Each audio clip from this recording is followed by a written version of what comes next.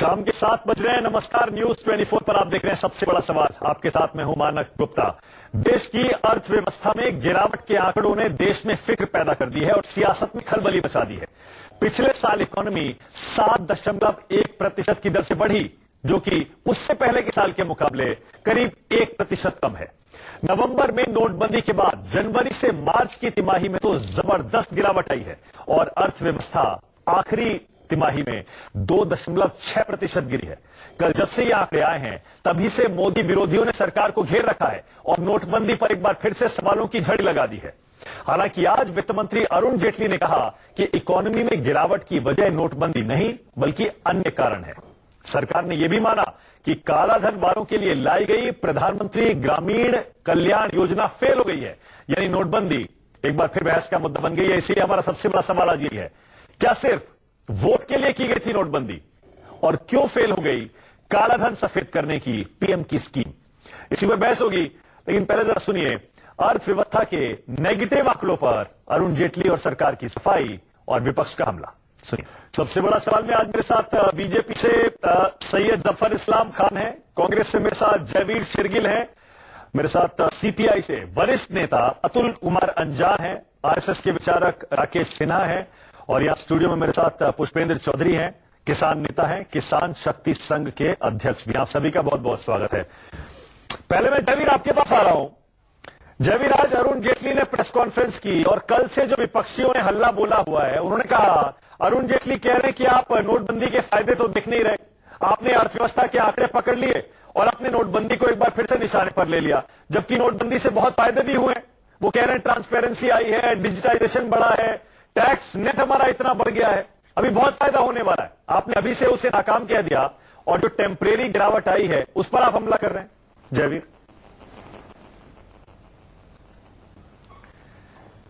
मानक जी, ये तो वही बात हुई, खोदा पहाड़ निकला चूहा, और वो भी एक ऐसा चूहा जो हमारी देश की अर्थव्यवस्था को कुतर कुतर के खा रहा है और कमजोर कर रहा है। 3 दलीलें दी गई थी, 3 दलीलें नोटबंदी के निर्णय के पीछे, और आज के ये जो आंकड़े आए हैं वो साबित करते हैं कि नोटबंदी का निर्णय एक बिना सोचे समझे और ऐसा निर्णय था जिसने हमारी अर्थव्यवस्था को दलदल में धकेल दिया। 3 दलीलें दी थी। पहली, काला धन आएगा वापस। आज तक आरबीआई ने कोई आंकड़ा नहीं दिया कितना आया, और बल्कि आज पता लग रहा है सिर्फ 5,000 करोड़ आया। दूसरा, आतंकवाद हमले बढ़ गए हैं नोटबंदी के बाद।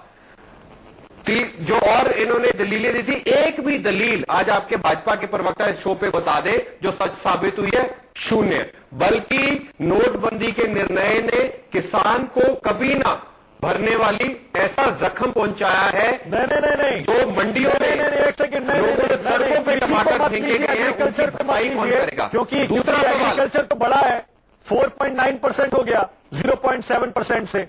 एग्रीकल्चर तो बड़ा है।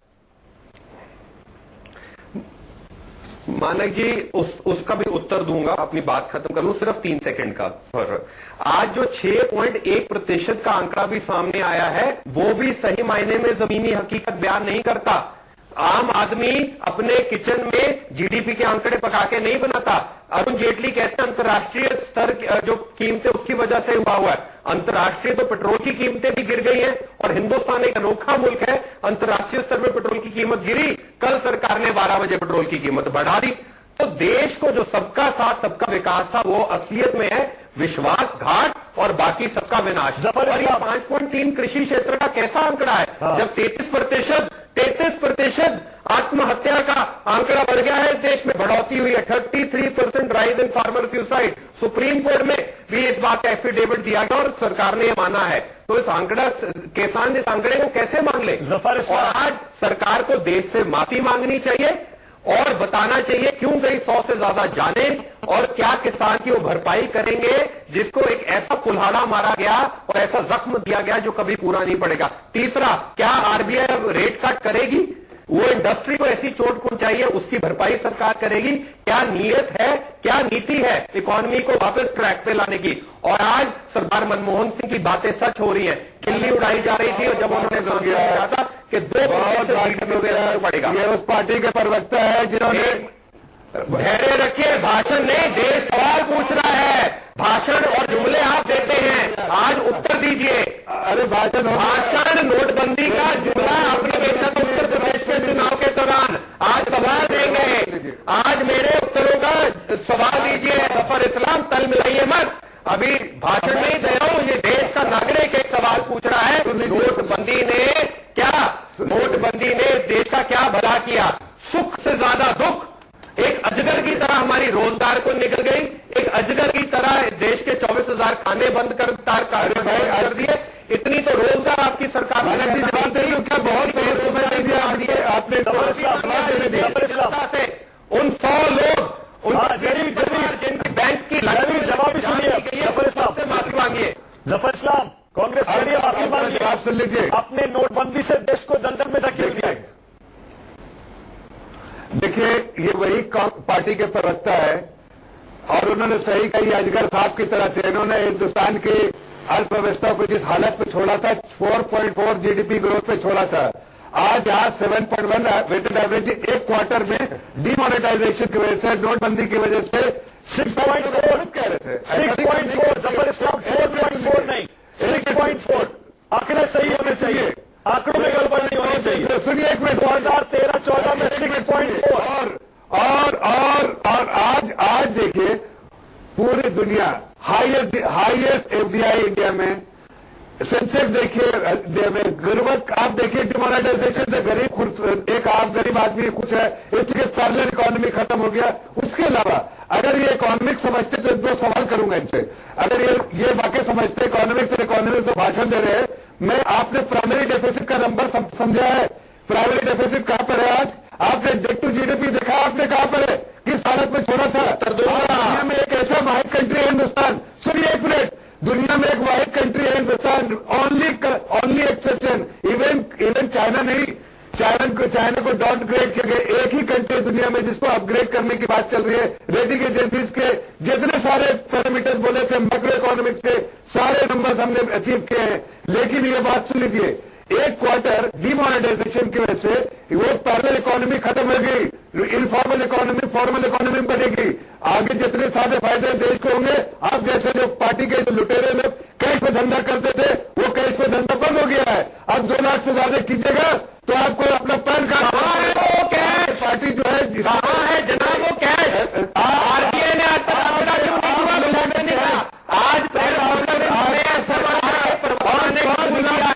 इतना बात नहीं बनी, सिर्फ 12,000 करोड़ का भाया जनाब। आम आदमी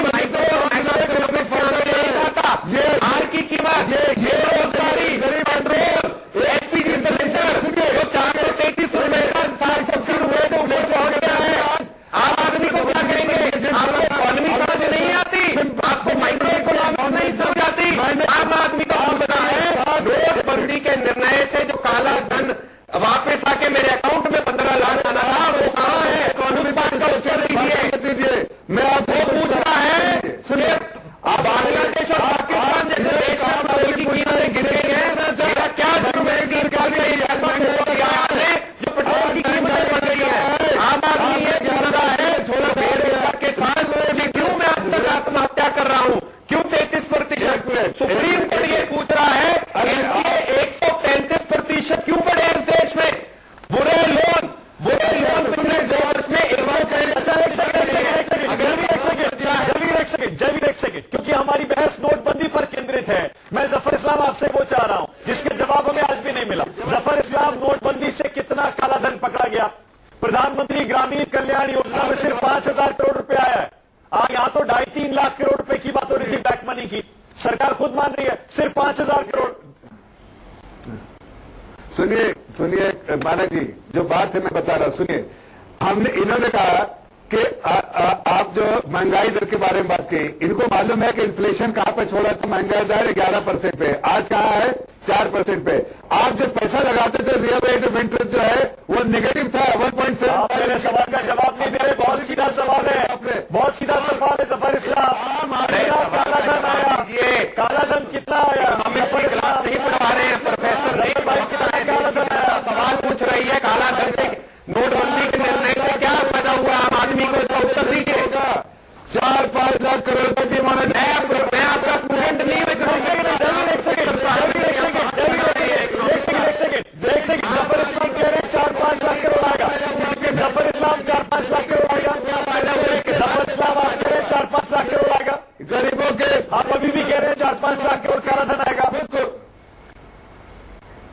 देखिए मैं कह रहा हूं कि आरबीआई के आंकड़े आने दीजिए, आंकड़े पब्लिश होंगे तो आपको सही फिगर पता चल जाएगा। लेकिन आज मैं ये कह रहा हूं कि जरूर बहुत सारे फायदे हुए डिमोनेटाइजेशन से, एक नहीं अनेक फायदे हुए। वन स्ट्रोक कौन से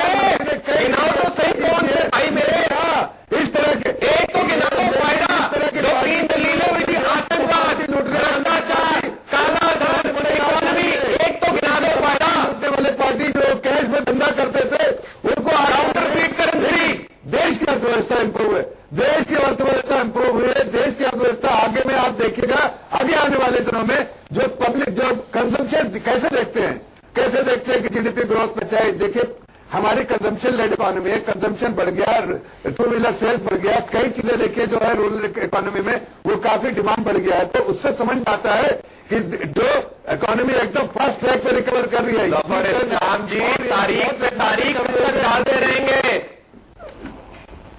अरे भाई आप लोग तारीख पे तारीख अच्छे दिन आएंगे, तारीख पे तारीख 15 लाख आएंगे, तारीख पे तारीख काला धन आएगा, तारीख पे तारीख आखिरी तारीख पे तारीख में मेरे देश का जवान बेरोजगार हो रहा है और गृहिणी अपना घर नहीं चला पा रही। हम सरकार और आप आएंगे आएंगे आएंगे कब आएंगे भाई? जो धन आता है सरकार पे उससे आप लोगों ने गरीबों का सिर्फ नाश किया है और अब 2 लाख करोड़ का फायदा हुआ सरकार को पेट्रोल की कीमतों से गिरने से। हम लोगों ने तो गरीबों की आम जनता को क्या फायदा दिया आपने? बल्कि आम जनता की जेब में हाथ डाल के लूटा है आपने।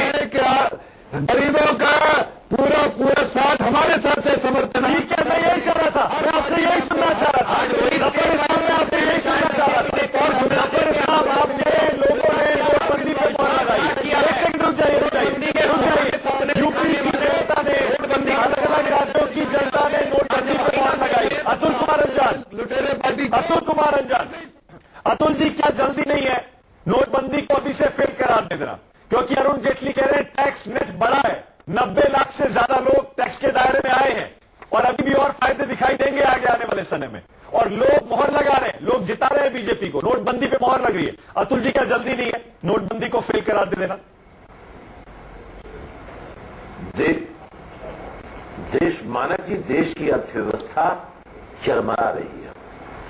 साधारण आदमी इस अर्थव्यवस्था की नीतियों से हलाक हो रहा है, प्रभावित हो रहा है, बर्बाद हो रहा है। किसानों की आत्महत्या बढ़ रही है, आंकड़ों की बाजीगरी न करें। चुनाव की जीत के पीछे ये आर्थिक नीतियां नहीं है। कोई विषय प्रधानमंत्री और भारतीय जनता पार्टी आर्थिक नीतियों पर चर्चा नहीं करती।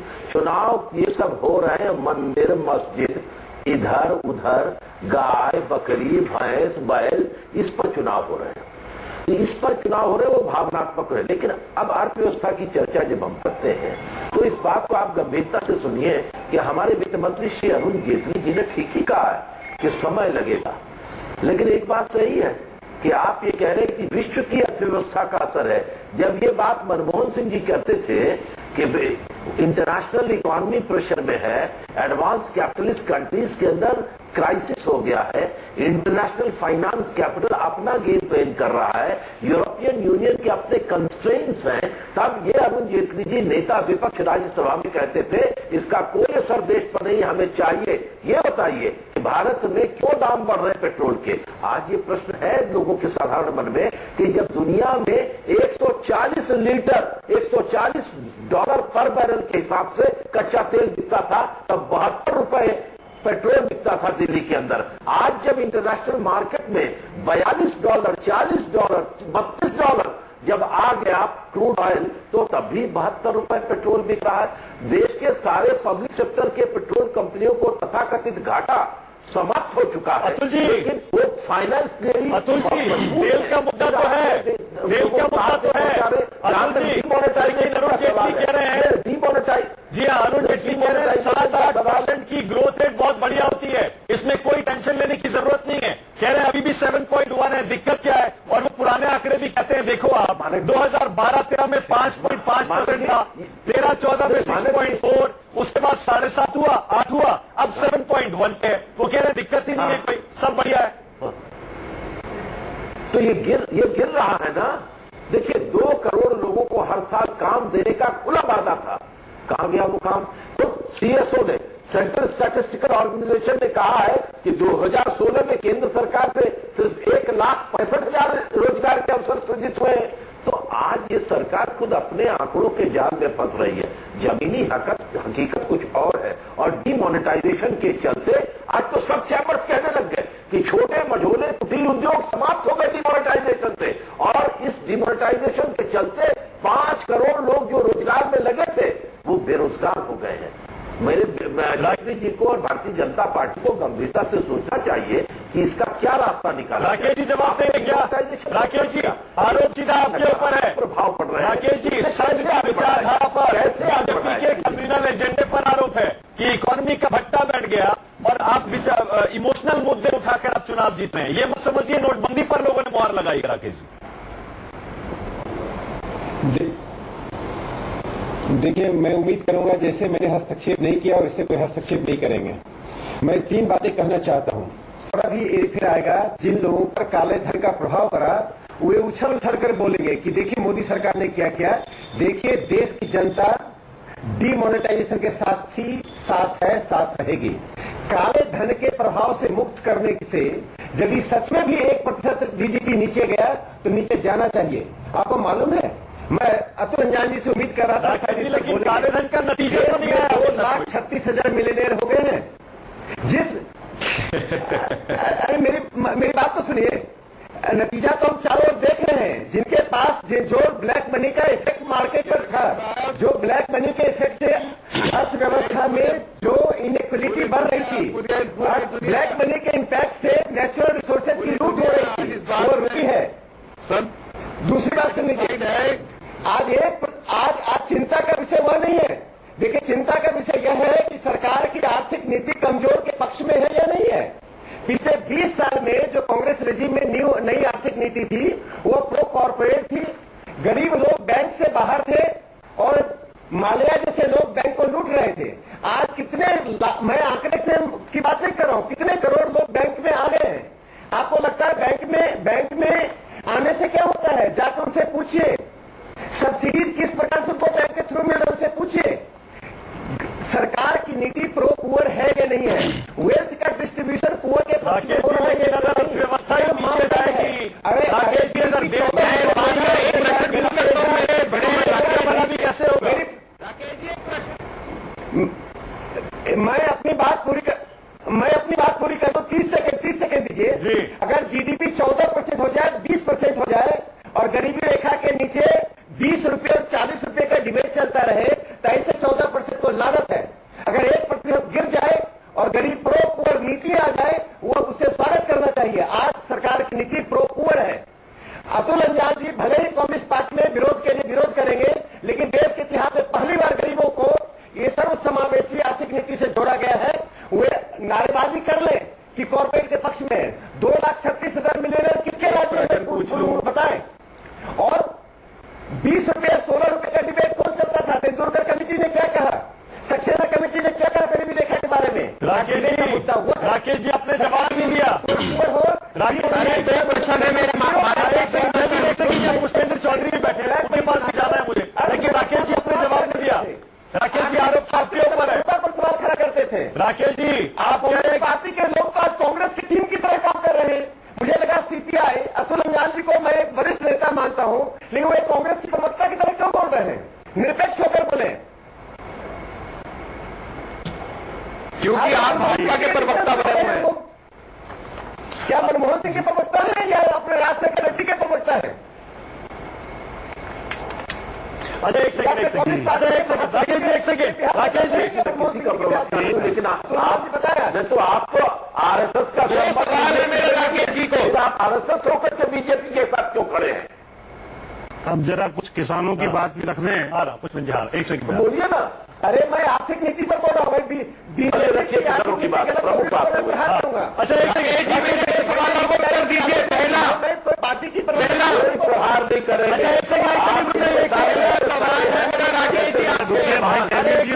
जमीर एक सेकंड, राकेश जी एक सेकंड प्लीज, एक सेकंड जरूर जाइए। आप पुष्पेंद्र चौधरी किसान नेता है, अब ये बताइए काले धन के बारे में तो अभी तक कोई खास जवाब है नहीं मुस्लिम जी, लेकिन एग्रीकल्चर कृषि जिसकी बात आप करते हैं उसमें तो बढ़ोतरी हुई है 0.7% से 4.9%। ये तो अच्छा संकेत है। मैं बताता हूं इसको। बल्कि एग्रीकल्चर ने ही ऐसा लग रहा है कि बचा लिया। देखिए, ऐसा है कि 2014 और 2015 सूखे के वर्ष थे, इसलिए बेस पहले ही कम था और इस वर्ष अच्छी बरसात होने की वजह से ये बढ़ोतरी हुई है, पहली बात। दूसरी बात, जो नोटबंदी की गई थी उसकी वजह से मैं आपको बता दूं, जमीनों के रेट जो 1 लाख रुपए बीघे बिकती थी वो 50,000 रुपए पे आ गई, ये नुकसान हुआ। इसी प्रकार से इनकी जो गौरक्षा की नीतियां हैं, जो गौरक्षक पीटते घूम रहे हैं, जो पशु ट्रेडर हैं और वो सब किसान है उनको, उसकी वजह से जो भैंस हमारी 50,000 रुपए में बिकती थी वो 25-30 हजार रुपए में बेचने में हम मजबूर हो रहे हैं। और ये जो आंकड़े की बाजीगरी कर रहे हैं वो भी मैं स्पष्ट कर दूं, जो एग्रीकल्चर निर्यात था, आज ही ये इंडियन एक्सप्रेस में छपा है, पिछले 3 साल में $43 बिलियन होता था, वो घट के $33 बिलियन पे हो गया है। और आयात बढ़ गया है एग्रीकल्चर कमोडिटीज का, 15 से $25 बिलियन हो गया है। ये कहते हैं कि गेहूं का उत्पादन हमारा 975 लाख टन हुआ है, तो भाई साहब आपने 55 लाख टन क्यों जो है आयात किया गेहूं का। इसी प्रकार दालों का आप ले लें, 220 लाख टन का आप ढिंडोरा पीट रहे हैं, 220 लाख टन का आप ढिंडोरा पीट रहे हैं, तो आपने 50-55 लाख जो है दालों का आयात क्यों किया। इनकी तमाम नीतियां बाजीगरी की नीतियां हैं। इन्होंने 2 करोड़ रोजगार देने का वायदा किया था, जवाब देंगे, और इसमें से आधे रोजगार कम से कम गांव के बच्चों को भी मिलते, किसानों के बच्चों को मिलते, वो नहीं मिले। 1.5 गुना इन्होंने फसलों की लागत का कहा था, वो नहीं मिला, उससे भारी नुकसान किसानों का हुआ। इसका जवाब दीजिए आप। बात भी कर लीजिए। राकेश जी, किसानों के यहाँ गाय बेचकर गाय की कीमत बढ़ाना। अरे आप उस गाय को, जो बुजुर्ग गाय, आप उस गाय को ले जाकर के नागपुर में बांध लीजिए। आप उस गाय को ले जाकर के हमसे 50,000 रुपए में नागपुर में बांध लीजिए। की सेवा में ऐसा है, आप गाय भैंस जो बुजुर्ग हो गई है, जो दूध नहीं दे रही है, आप उसको ले जाएं और नागपुर में जाकर प्रधानमंत्री आवास में जाकर के उसको बांधिए, हमें कोई आपत्ति नहीं है। बड़े किसानों की बात नहीं करता हूँ। अरे आप उस गाय को ले जाइए, हमें कोई तकलीफ नहीं है, आप उसका सेवा करिए। किसानों के नेता नहीं है। जी, बिल्कुल बिल्कुल। हमारी खुद की गाय भैंस बिकने में दिक्कत हो रही है, हमें दिक्कत हो रही है। आप कोई गाय पालक नहीं है, मैं बता रहा हूँ, हम गाय पालते हैं, हम भैंस पालते हैं। कीमत गिर गई है उनकी सबकी कीमत गिर गई है। आपने जो है चमड़े के उद्योग में भारी नुकसान हुआ है, चमड़े के उद्योग में भारी नुकसान हुआ है, दलित का नुकसान हुआ है, जो मुसलमान लगा हुआ था काम में उसका नुकसान हुआ है, किसान का नुकसान हुआ है। आप तमाम नीतियां आपकी नुकसान करने वाली नीतियां हैं। अच्छा, 1 सेकंड, आप बीच में बोले जा रहे हैं, मैं आपके बीच में नहीं बोला था, हम भी भटक जाएंगे। मैं आपके बीच में नहीं बोला था, गाय पर बीच में नहीं बोला था, गाय पर आप बहस नहीं करनी है। जफर इस्लाम जफर इस्लाम, राकेश जी, शोषकों की बात मत कीजिए। राकेश जी, 1 सेकंड। जो आपके खेत में मजदूरी करते हैं उनको क्या मजदूरी है? अरे भैया, उनकी जो आमदनी होगी वो घट गई है, आमदनी घटी है, आमदनी घटी है उनकी। राकेश जी, 1 सेकंड, रुक जाइए। जफर इस्लाम, जरा एक बात बताइए। जफर इस्लाम, बताइए, इकोनॉमी में गिरावट है, मजदूर हमारा भाई है भाई, क्या बात कर रहे हैं आप? 1 सेकंड। इकोनॉमी में गिरावट का साफ मतलब है सबसे बड़ा असर जॉब्स पर पड़ता है। की बात मत करिए, अतुल जी, आप ये बेकार की बात कर रहे हैं। हाँ, संघ के लोगों के, मेरा कहना यह है मानक जी, मानक जी, अब जो गाय दूध नहीं देगी, जो भैंस दूध नहीं देगी, उसे बीजेपी के नेताओं के घर के सामने बांध देना चाहिए। ये मेरा अपील है आपके चैनल के माध्यम से। बिल्कुल, सबको बांध दीजिए। कोई गाय, कोई भैंस, कोई पशु, उसकी हत्या तो नहीं। गाय से परिवार जैसा होता है, उनकी गाय भैंस दरवाजे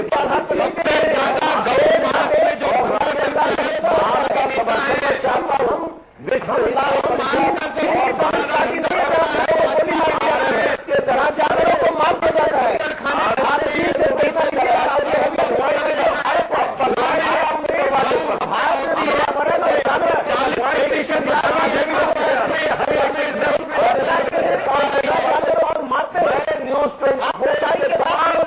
कहना चाहता हूँ, आपकी गाय अगर नहीं दरवाजे पर बांध दीजिए, उसका लाल झंडे में अच्छा, 1 सेकंड, किसान राकेश जी, गाय को राकेश जी, गाय पर अक्सर बहस होती है, बहस हो रही। आज आंकड़ों पर, जीडीपी के आंकड़ों पर बहस का टाइम है। जफर इस्लाम, आपने 2 करोड़ नौकरियां, 80%, एक सेकंड। जफर इस्लाम, आपने 2 करोड़ नौकरियां हर साल देने का वादा किया था। आप ही के लेबर ब्यूरो के आंकड़े कहते हैं 2015 में 1.5 लाख से थोड़ी सी ज्यादा और 2016 में 2.3 यानी 2,30,000।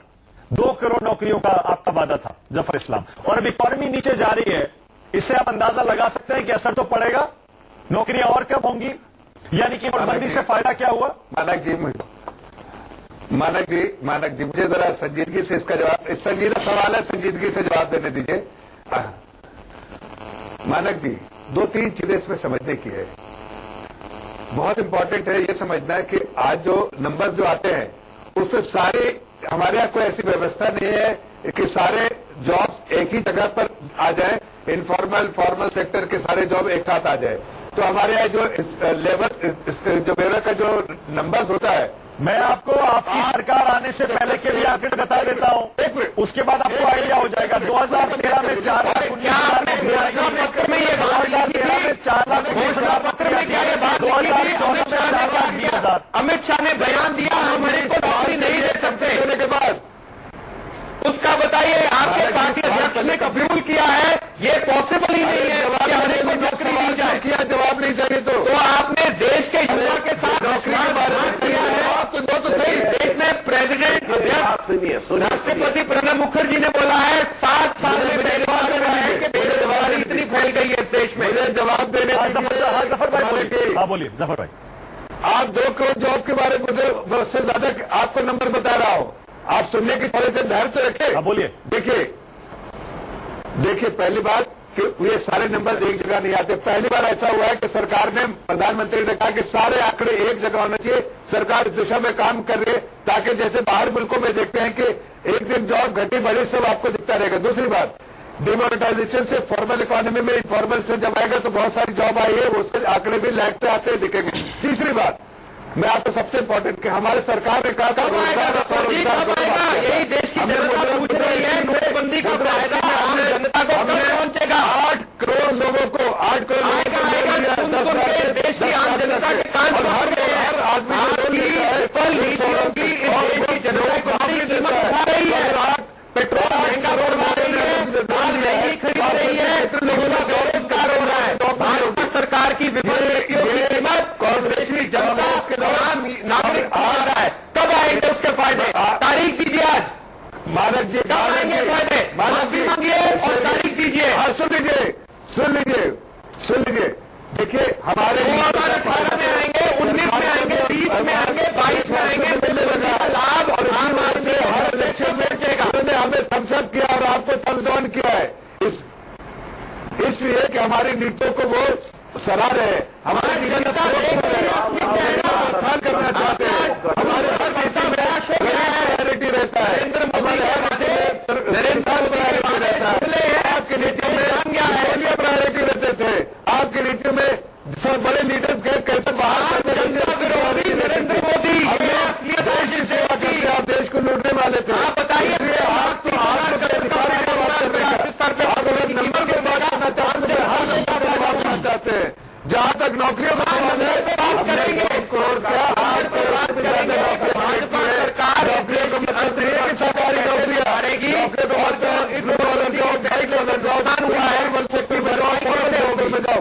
अच्छा एक अतुल जी के पास फिर से मुझे जाना पड़ेगा। एक सेकंड मानक जी जल्दी से जफर भाई, जल्दी से मुझे अतुल जी के पास जाना है। इन्होंने सही कहा, भरपाई इन्होंने इतना बड़ा गड्ढा छोड़ के गए। भाई जितना नीचे गड्ढा छोड़िएगा भरते टाइम तो लगता है। जफर इस्लाम इसीलिए मैं आंकड़े बता रहा हूं, लेबर की आंकड़े 2013 में 4 लाख 19,000 नौकरियां बनी, 2013 में 4 लाख 19,000 नौकरी बनी, 2014 में 4 लाख 20,000 नौकरी बनी, 13-14 में 4 लाख 2011 से पॉलिसी पैरालिसिस करिए। सरकार देश के हित में, देश के गरीबों के हित में, देश आम जनता के पैर के नीचे से जमीन निकालने से लेता की विफल नीतियों ने। लेकिन एक सेकंड रुक जाइए, एक सेकंड। इसलिए देश की एक सेकंड जयवीर प्लीज, एक सेकंड। अतुल जी जरा ये बताइए, अतुल जी जैसा मैं पहले कह रहा था, अगर आप पीछे जाएंगे 13 में 5.5, 14 में 6.4, उसके बाद 7.5, 8 और अब 7.1 पे आई है इकोनॉमी। अरुण जेटली कह रहे हैं घबराने की कोई बात ही नहीं है, टैक्स का दायरा बढ़ गया, 95 लाख नए लोग आ गए, कह रहे फायदा होगा, इसीलिए ये अननेसेसरी है। इस हल्ले की, इस विरोध की कोई जरूरत नहीं है। अतुल जी, देखिए, कोई वित्त मंत्री होगा जब देश की अर्थव्यवस्था की नाजुक स्थिति उसके सामने होगी तो अपनी दलीलें देगा। वो दलीलें दे रहे हैं कि 90 लाख लोगों को हम टैक्स, आप 90 नहीं 2 करोड़ लोगों को टैक्स नेट में ला दीजिए। आपने तो कह दिया ना कि हम प्रधानमंत्री ग्रामीण यूनियन के लिए गरीब काला धन लाएंगे। क्या आया? 5000 करोड़। आज तक ये सरकार ये नहीं बता सकी कि देश के अंदर डिमोनेटाइजेशन के बाद कितना धन आया, किस किस मद में आया। अभी तक एक काउंटिंग ही हो रही है। आज इसके कंप्यूटर युग में आज भी काउंटिंग हो रही है। मैं समझता हूं जो आंकड़े आपने पेश किए मानक जी सीएसओ के 2013 के, वो एक समग्र रूप से नौकरियां कितनी थी उन्होंने आ दिया। आज आपके पास जो नौकरियां पिछले साल बताया ना कि सीएसओ ने बताया 1,65,000 नौकरियां हुई। नौकरियों का क्षेत्र सिकुड़ गया है। प्रधानमंत्री जब भाषण कर रहे थे चुनाव में 2 करोड़ के लिए, तब वो नहीं कह रहे थे कि फॉर्मल इनफॉर्मल ये सब जुमलेबाजी है, बंद कीजिए। चलिए, आप कह रहे थे, मैं कह रहा हूं काम पर लगे हुए लोग आपके समझ में हो रही है। चलिए, मेरे पास टाइम भी खत्म हो रहा है। मेरे पास टाइम भी खत्म हो रहा है। मेरे पास टाइम हो रहा है। आपका अतुल जी, अतुल अंजान, आपने बिल्कुल सही कहा। सबसे पहले रिजर्व बैंक को और सरकार को ये आंकड़े जारी करने चाहिए कि नोटबंदी के बाद कितना काला धन सरकार के पास आया और उस काले धन का सरकार क्या करने वाली है, क्योंकि ये वादा था जितना काला धन आएगा वो गरीबों के कल्याण के लिए लगाया जाएगा। सबसे पहले सरकार को यह बताना चाहिए। लेकिन एक और चिंता जो कि इस समय देश को है कि 2016-17 के आखिरी तिमाही में अगर यह अर्थव्यवस्था इतनी गिरी है, कहीं इस साल 2017-18 की शुरुआती 2 तिमाही में इसका असर देखने को मिलेगा। इस पर भी बहुत बहुत फिक्र करने की जरूरत है। बहुत बहुत शुक्रिया सबसे बड़ा सफर में आने के लिए आज सैयद जफर इस्लाम, जयवीर शेरगिल, अतुल कुमार अंजान, राकेश सिन्हा, पुष्पेंद्र जी, बहुत बहुत शुक्रिया, बहुत बहुत शुक्रिया। और देश की गिरती अर्थव्यवस्था की सच्चाई क्या है,